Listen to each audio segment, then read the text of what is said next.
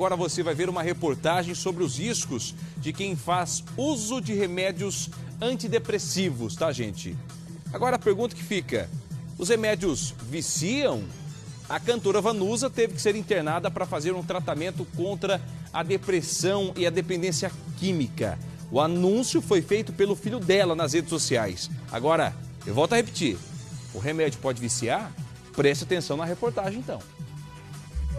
A cantora de 70 anos, que já gravou 23 discos e vendeu 3 milhões de cópias, vive um momento delicado. Nem te lembras de voltar, de voltar, de voltar. Vanusa, que fez muito sucesso, principalmente na década de 1970, luta há anos contra a depressão. Na semana passada, um comunicado postado nas redes sociais por Rafael Vanucci, filho da cantora, pegou os fãs de surpresa. A minha mãe, a cantora Vanusa, infelizmente foi mais uma vez preciso a gente fazer uma internação da minha mãe e ela voltou para uma clínica de reabilitação para tratar da sua depressão, tratar da sua dependência química. A minha mãe é a terceira internação dela. Rafael explicou os motivos da internação da mãe. A gente resolveu interná-la por conta dela não estar conseguindo ter uma vida saudável, uma vida sadia, não está conseguindo se alimentar, ela emagreceu mais de 30 quilos. No vídeo, Rafael disse ainda que a batalha de Vanusa contra a depressão é longa. Em março de 2009, ao participar do primeiro encontro estadual de agentes públicos na Assembleia Legislativa de São Paulo, Vanusa passou pelo constrangimento de errar a letra e a melodia do hino nacional.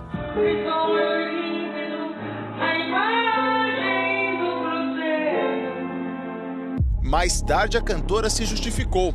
Disse que estava nervosa antes da apresentação e acabou se automedicando. Tomou remédio contra a labirintite e calmantes.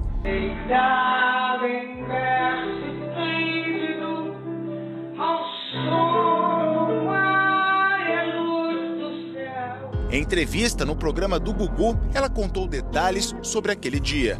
O que aconteceu foi que assim, eu tomei remédio para ficar acordada, porque eu precisava decorar a letra, porque o combinado foi que 15 dias antes da festa, eles me avisariam para eu dar uma revisada na letra. Aí eles não me avisaram, eles me avisaram com 2 dias. E aí eu comecei a tomar remédio para não dormir, guaraná em pó e tal. E daqui a pouco, quando chegou uma hora, eu estava muito cansada, aí eu tomei o calmante. E aí foi uma coisa atrás da outra.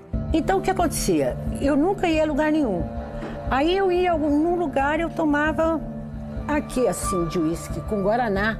Eu dava 2 goles, eu ficava louca.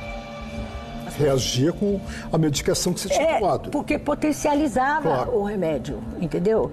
E eu não sabia disso, ninguém sabia disso. E aí, não, vamos internar. Eu falei, eu quero ser internada.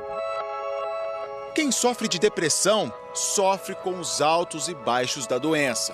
Eu tenho picos, fases de depressão, né? Onde você dorme muito, não se cuida, não tem a menor vontade de fazer nada, absolutamente nada.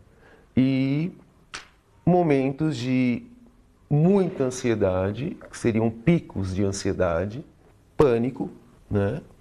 Por vezes uma grande irritação. Há 29 anos, a doença incomoda e causa sofrimento a esta mulher. Ela prefere não mostrar o rosto, mas conta os detalhes como é viver com o problema. Existem antidepressivos que o efeito colateral dele é o sono.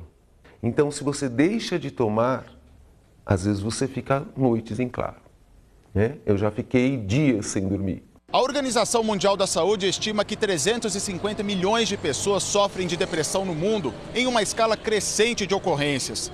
E o dado mais recente da OMS sobre o Brasil mostra que somos o país com o maior número de pessoas com depressão na América Latina.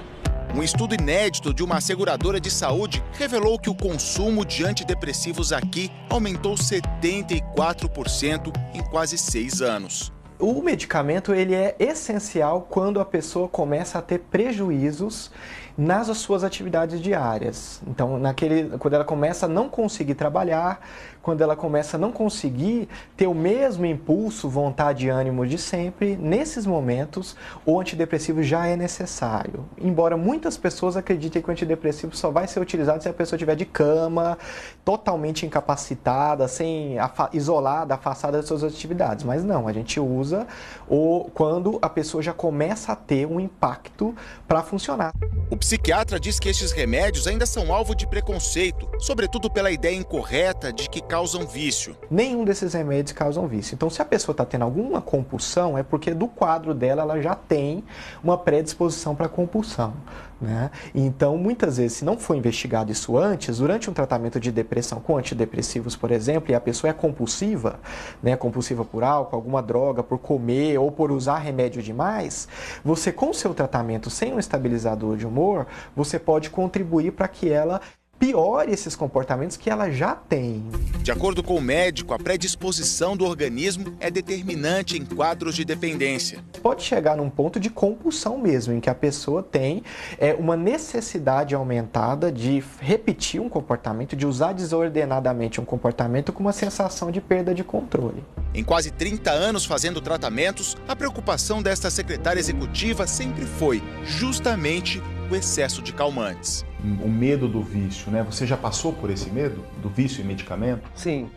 Como é que foi? Até hoje eu tenho medo dos antidepressivos que me fazem dormir, né? É um medo. Dá um medo. Medo de quê? Medo de, sem ele eu não durmo. Sem ele a minha mente não para. Quais são os sinais claros, digamos assim, de que ela está viciada num medicamento durante um tratamento com um calmante ou algum tipo de situação como essa? Quando ela não consegue obedecer os limites propostos para um tratamento.